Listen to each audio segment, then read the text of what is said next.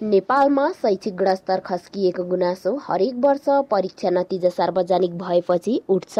नेपाल सरकारले शिक्षा क्षेत्रमा लगानी गरे पनि अपेक्षित सुधार देखिन सकेको छैन। यस्तै अवस्थामा ताप्लेजुङको फक्ताङलुङ गाउँपालिका स्थित सरस्वती माविमा अभिभावकहरू नै शैक्षिक सुधारका लागि सक्रिय बनेका छन्।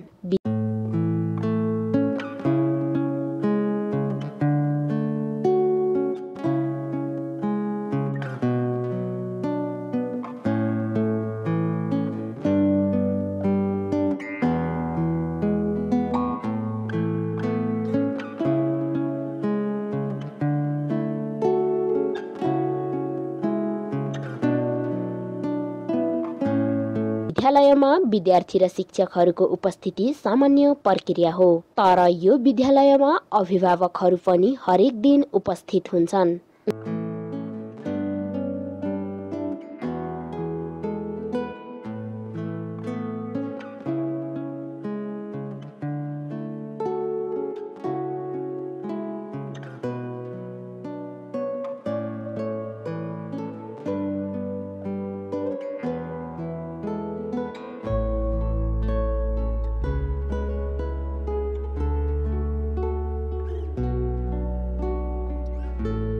उहाँहरू पढ्न वा पढाउन आउने होइनन्, बरु विद्यालयको अनुशासन हाजिरी र पठन पाठन प्रभावकारी छ कि छैन भनेर निगरानी गर्दछन्।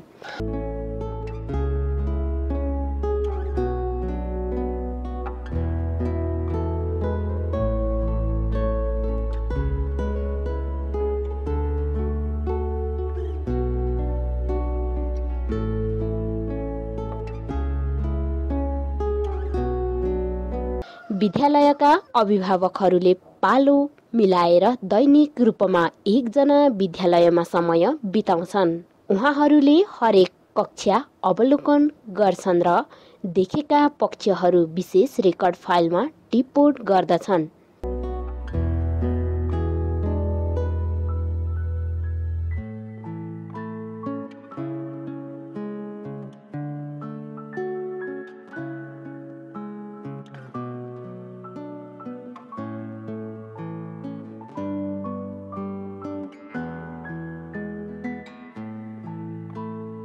मासिक विद्यालय व्यवस्थापन समितिको बैठकमा अभिभावकहरूले उल्लेख गरेका कमजोरीहरूमा छलफल गरिन्छ र सुधारका उपाय खोजिन्छ।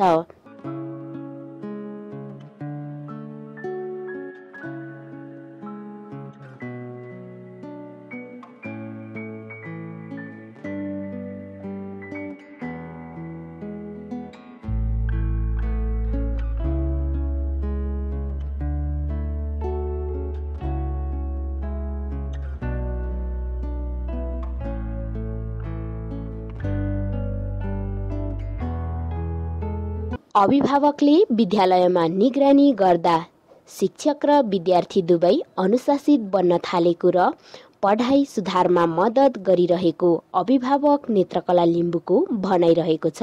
अब सरहरूले विद्यार्थी कसरी सिकाउँछ, राम्रो सिकाउँछ सिकाउँदैन, विद्यार्थीहरू बाहिर निस्किँदैन कस्तो छ भनेर हेर्नु।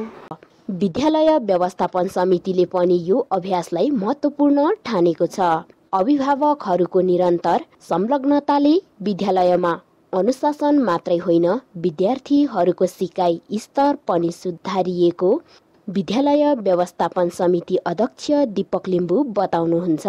अनुगमन भइसकेपछि चाहिँ उहाँले राय सल्लाह लेख्नुहुन्छ। राय त्यहाँ हाम्रो रजिस्टर बनाएको छौँ। दिनभरि गरेका उहाँको सबै गतिविधिहरू, विद्यालयमा भएका काम गतिविधिहरू चाहिँ उहाँ त्यहाँ लेखिराख्नुहुन्छ। त्यो हामी मासिक बैठक बस्छौँ। मासिक बैठकमा चाहिँ हामीले त्यसको अनुमोदन गर्छौँ। त्यसले गर्दाखेरि चाहिँ पहिला चाहिँ यो कुराहरू थाहा हुँदैन थियो। अहिले चाहिँ विद्यालयमा के कमजोरी छ, के चाहिँ भइरहेको छ, के सुधार गर्नुपर्ने कुराहरू रहेछ, के चाहिँ अझै चाहिँ तनाले व्यवस्थित गरेर लानुपर्ने छ भन्ने कुरा चाहिँ थाहा हुन्छ सर। विद्यालयको शैक्षिक सुधारका लागि ग्रामीण शिक्षा तथा वातावरण विकास केन्द्र रिड नेपाल विगत 1 दशकदेखि सहकार्य गर्दै आएको छ।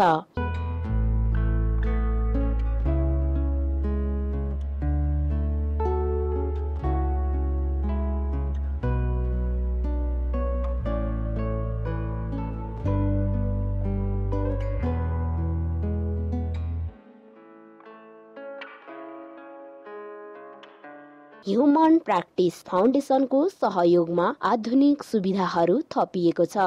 विद्यालयमा पक्की भवन, विज्ञान प्रयोगशाला, कम्प्युटर ल्याब र पुस्तकालय जस्ता स्रोत साधनहरू छन्।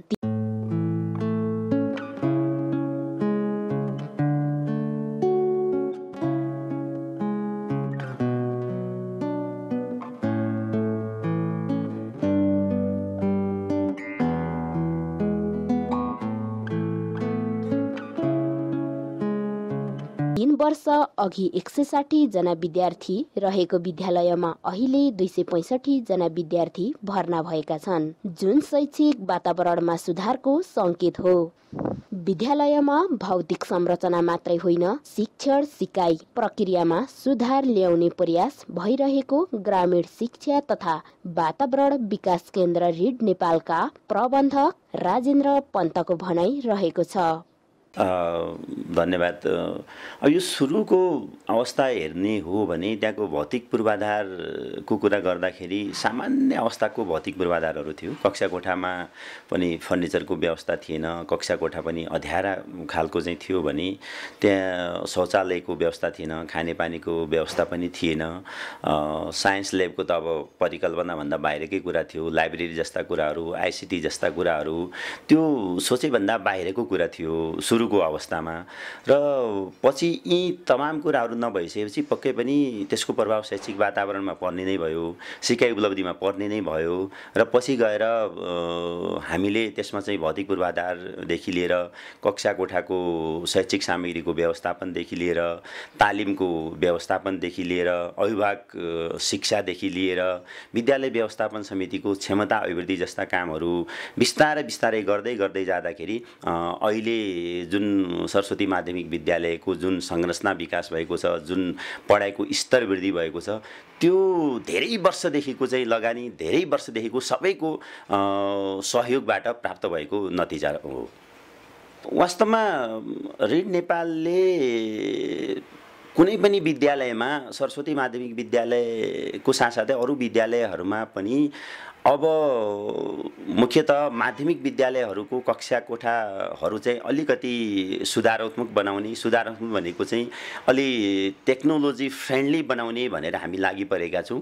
किनकि अब आजभोलिको बालबालिकाहरू आधुनिक मोडर्न टेक्नोलोजीसँग चाहिँ अभ्यस्त भइसकेको अवस्थामा अब हामीले पनि पुरानो शैलीमा यदि कक्षा कोठालाई राखिराख्ने हो, पुरानो शैलीमा हाम्रो पढाउने तरिकालाई राखिराख्ने हो भने सिकाइ उपलब्धिमा त्यति सोचेअनुसारको प्रतिफल नआउन सक्छ भनेर हामीले टेक्नो फ्रेन्डली कक्षा कोठा बनाउनु पर्छ भनेर हामी लागि परेका छौँ र आउँदा वर्षहरूमा त्यसैतिर हाम्रो चाहिँ जोड रहनेछ।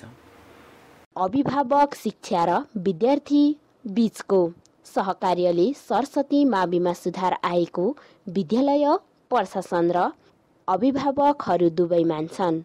यो अभ्यासलाई अन्य विद्यालयले पनि अनुकरण गर्न सकेमा शिक्षाको गुणस्तरमा सुधार ल्याउन सकिने देखिन्छ।